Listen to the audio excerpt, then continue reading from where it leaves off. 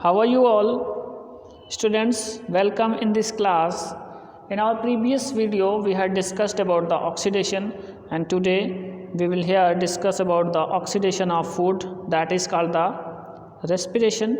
In living beings, respiration involves oxidation of complex food substances into simpler substances. The oxidation of food releases carbon dioxide, water vapor and a small amount of heat. Now this reaction, glucose oxidized and gives the carbon dioxide, water and heat.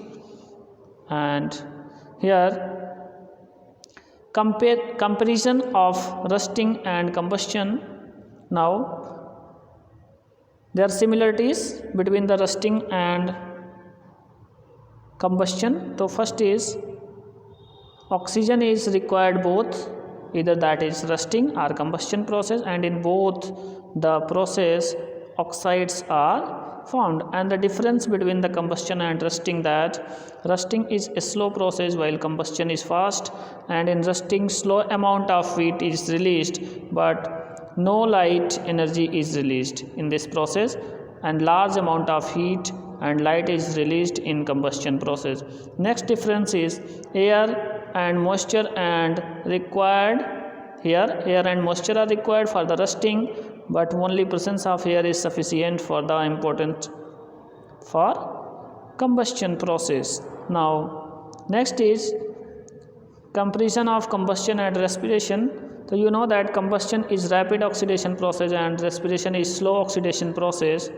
Here now large amount of heat and light is released in combustion, and here small amount of heat is released only and no light energy is released. In combustion it occurs at high temperature and respiration occurs at body temperature, and burning is an artificial process in combustion, and in case of respiration it is a natural process.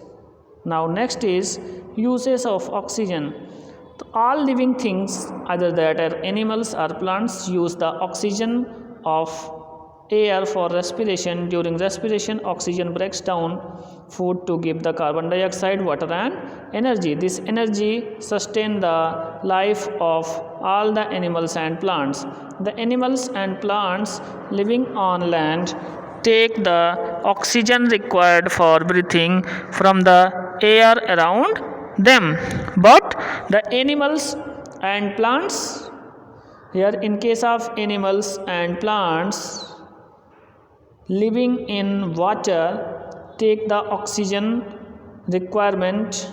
That means according to their requirement they take the oxygen for breathing, which is dissolved into the water. And oxygen is necessary for burning. When we burn a candle, paper, kerosene, coal, etc., oxygen is needed. The oxygen needed for burning of candle, paper, kerosene, etc., and cooking gas comes from the air around us.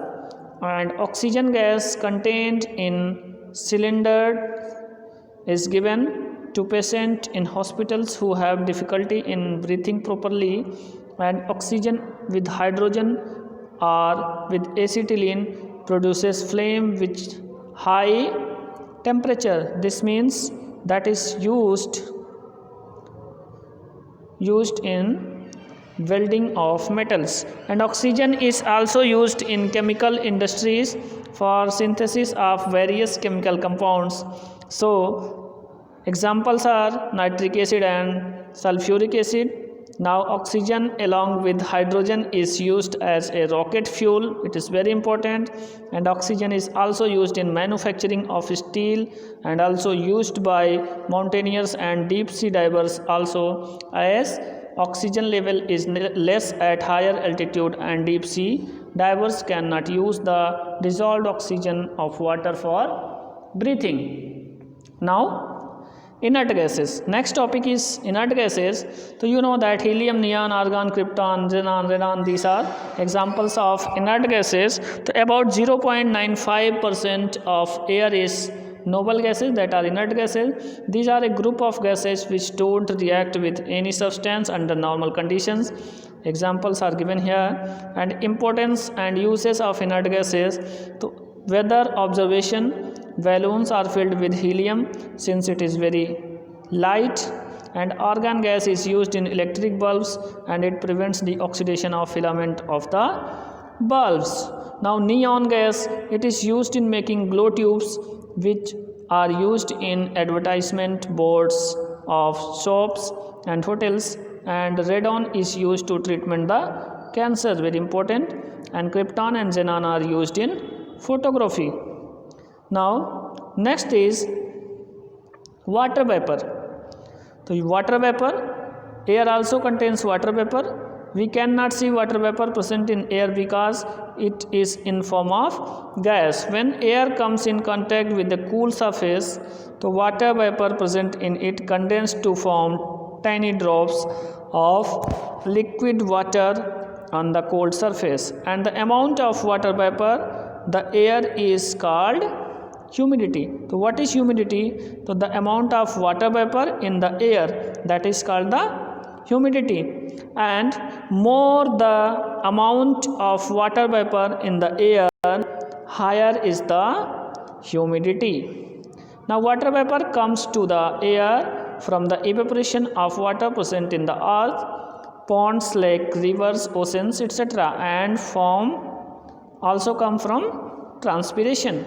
Important uses of water vapor. So what are the importance of water vapor? So here the presence of water vapor in the air, it is important for the working of water cycle in nature, and water vapor present in air which rises high in the sky along with hot air gets cooled and condensed to form clouds and then bring rain on the earth. Second is that water vapor determines the climate conditions on the earth, and at low temperature water vapor condenses to form snow, sleet, hail, mist, fog, etc. Third is rate of evaporation and transpiration is also determined by the concentration of water vapor in the air. Examples: rate of evaporation and transpirations are lower on a humid days.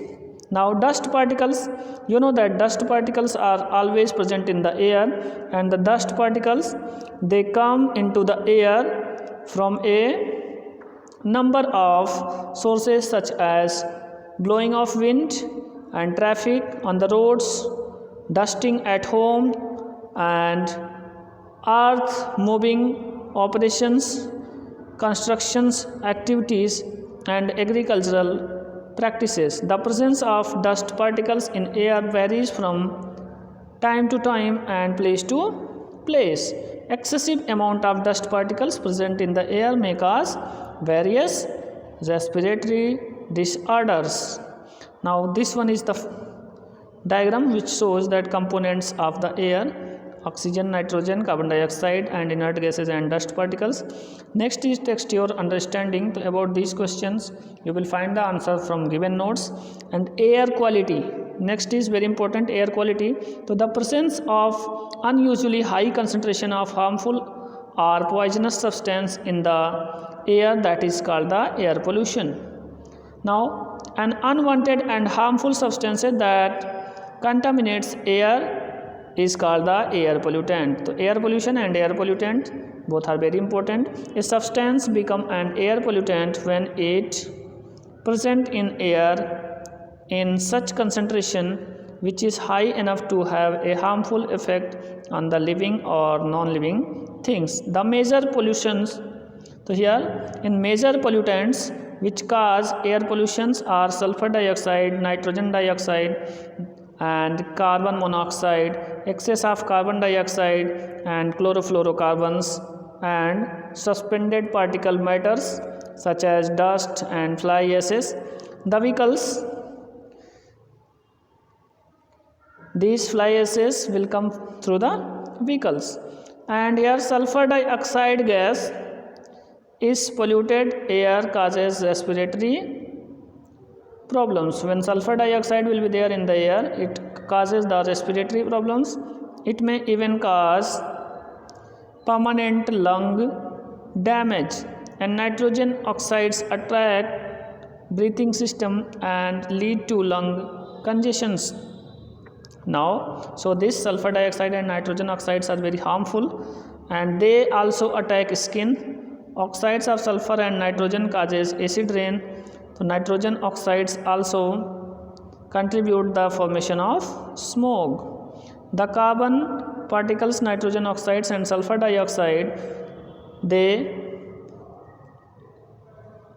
etc. of smoke combine with the condensed air, condensed water vapor called the fog, smoke.